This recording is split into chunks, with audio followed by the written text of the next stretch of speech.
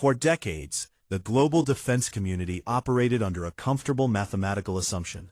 An advanced multi-layered shield could make a nation virtually immune to long-range fire. But a fundamental shifting of reality occurred when hundreds of ballistic missiles rained down from thousands of kilometers away. The multi-layered shield did not fail entirely, but it cracked.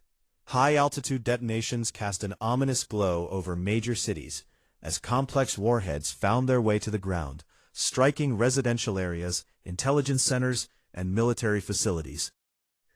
This is no longer a localized border dispute. It is the first large-scale long-range missile war of the modern era, fought between two powerful nations that share absolutely no physical borders. The geopolitical calculation has changed forever. If the most heavily fortified airspace on Earth can be penetrated, then the concept of absolute national security is dead.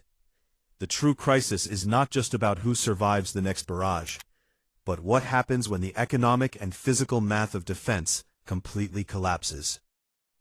To understand how this vulnerability occurred, one must look at the global framework of modern air defense.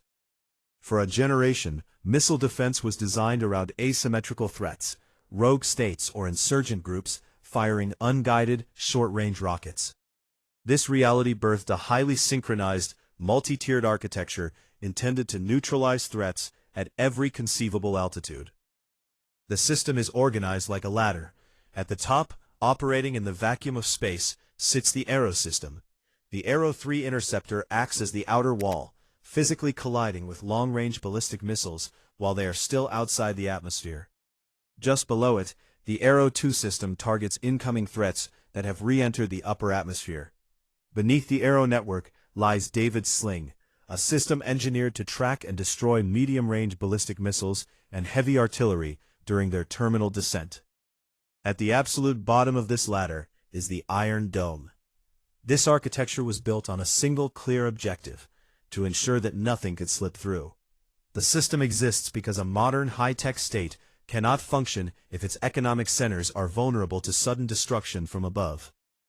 The evolution of this defensive shield was shaped entirely by historical incentives. Following the Gulf War, when unguided Scud missiles easily bypassed early defenses, the strategic necessity for domestic interception technology became clear. Millions of dollars in foreign and domestic capital poured into development. But as Western engineers perfected the science of hitting a bullet with another bullet, an adversarial incentive structure emerged across the region.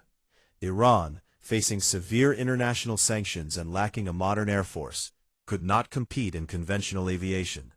The state made a deliberate economic pivot toward asymmetric warfare, focusing its state budget on the mass production of ballistic and cruise missiles.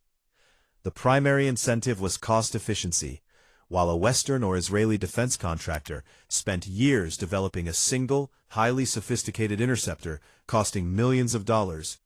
The adversary focused on engineering inexpensive, long-range delivery mechanisms. Over 3 decades, a dangerous equilibrium formed. One side built a perfect shield, while the other built an unmanageable volume of spears. The breakdown of this equilibrium comes down to the raw physical mechanics of the system. An air defense network relies on a strict sequence of events: radar detection, tracking, command center evaluation, and interceptor launch. To maximize the probability of a kill, the command structure routinely launches 2 interceptor missiles at a single incoming target. The weakness in this mechanism is easily exploited through volume and physics. An offensive force utilizes 3 distinct tools to overwhelm the defensive sequence. First, they deploy low-cost drones and decoys. These appear on radar as genuine threats, forcing the automated defense system to allocate expensive interceptor resources against worthless targets. Second, they utilize cruise missiles like the Hoviza, which fly low and steady like pilotless aircraft, hugging the terrain to avoid radar detection entirely. Finally, they deploy advanced ballistic missiles equipped with hypersonic glide vehicles or cluster submunitions. When a missile maneuvers at 5 times the speed of sound, or splits into dozens of independent explosive warheads over a 10-kilometer radius, the predictive tracking algorithms of the command center face mathematical overload. the system cannot calculate the trajectories fast enough. The consequences of this system failure alter the balance of power for governments, corporations, and citizens alike. The clear economic loser in this dynamic is the defender. A single interceptor from the Arrow or David Sling system costs between $1 and $3 million, while the incoming ballistic missile may cost only a fraction of that amount to produce. During high-intensity exchanges, hundreds of millions of dollars in defensive inventory are burned through in a matter of hours. This creates an unsustainable depletion of stockpiles, leaving the defending state heavily reliant on immediate resupply from global allies, such as U.S. Navy destroyers equipped with SM-3 interceptors and deployed THAAD batteries. For corporations and ordinary citizens, the consequence is the total disruption of daily life. When the shield cracks, infrastructure crumbles, airspace closes, and international supply chains freeze. The short-term effect is immediate panic and localized destruction. The long-term effect is a severe capital flight, as international businesses realize that no financial hub is completely safe from long-range kinetic strikes. A widespread misunderstanding exists regarding how air defense actually functions.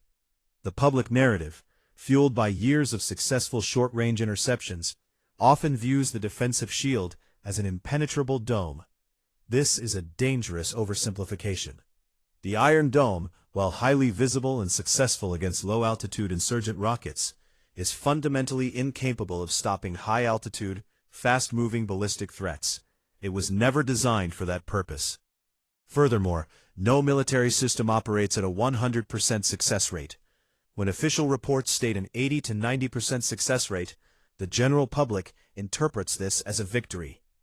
In the third scenario, the defensive state accepts the physical limits of interception and shifts entirely to a doctrine of preemptive offensive destruction, launching massive strikes to destroy enemy missile silos before they can fire. This approach requires flawless, real-time intelligence and carries the permanent risk of triggering an immediate, all-out regional escalation. The illusion of a perfectly safe airspace has been shattered. The multi-layered defense network, long considered the ultimate achievement of military engineering, has met its match in the cold math of industrial attrition and hypersonic physics. The world has entered an era where distance no longer provides security, and where the cost of defending a nation vastly exceeds the cost of attacking it. When the sky clears and the sensors reset, a chilling realization remains.